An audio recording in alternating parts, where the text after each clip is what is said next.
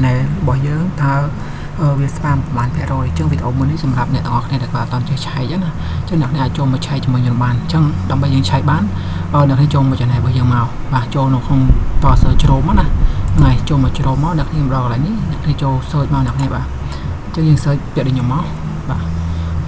ចុចអក្សរ spam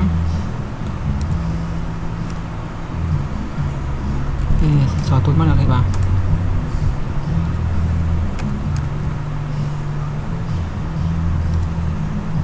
យើងចុចមកអ្នកនេះអាចសេតាមខ្ញុំមកអ្នកនេះបាទបាទបន្តទៀតយើងចុចមកនេះអ្នកនេះចុច spam មកចុច TM មកបន្តទៀតយើងយកខាងលើគេនេះមកនេះតែថា spam channel អ្នកនេះអញ្ចឹងយើងចុចលើនឹងទៅអញ្ចឹងបន្តមកទៀតមកដល់កន្លែងនេះយើងធ្វើការផា URL channel របស់យើងអញ្ចឹងអ្នកនេះចូលទៅយក URL channel របស់យើងណាអ្នកនេះចុចចូលទៅក្នុង channel របស់នេះខ្ញុំយក channel នេះជាឧទាហរណ៍អញ្ចឹងយើងចុចនៅ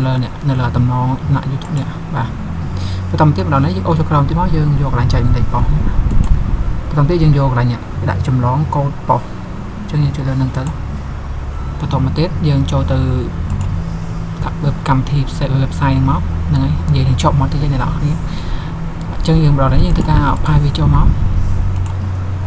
អូខេបន្តទៀតចុច research មកបាទអញ្ចឹងបន្តទៀតយើងឃើញ channel បើសិនជានៅពេលយើង research ទៅវាឃើញ channel ទៅចុចកន្លែងនេះដើម្បីវាទីកាហ្វេអញ្ចឹងណាអញ្ចឹងវានឹងឃើញភាគរយ channel របស់យើងអ្នកនេះគ្នាអស់ចុះក្រោមទីមកហ្នឹងហើយនេះអញ្ចឹងមាន channel នេះគឺ spam 5% អ្នកនរគ្នាបាទអញ្ចឹងវា spam ទៅលើខ្លះអ្នកគេមើលឡើងហ្នឹងទៅនេះកន្លែងវាតិចនេះថាដាក់យើងមើលអញ្ចឹងណាអ្នកខ្លះយកទៅបកប្រែបន្ថែមទៅនេះទាក់ទងនឹងវីដេអូដូច subscribe អីផ្សេងៗនៅការពោលនៅ view អញ្ចឹងទៅកន្លែងហ្នឹងណាបាទអញ្ចឹងអត់មានទេពីរបៀបការឆែកគឺងាយៗចឹងហើយអ្នកគ្នាបាទតែបងប្អូនគុំតែឆែកញឹកញាប់ពេក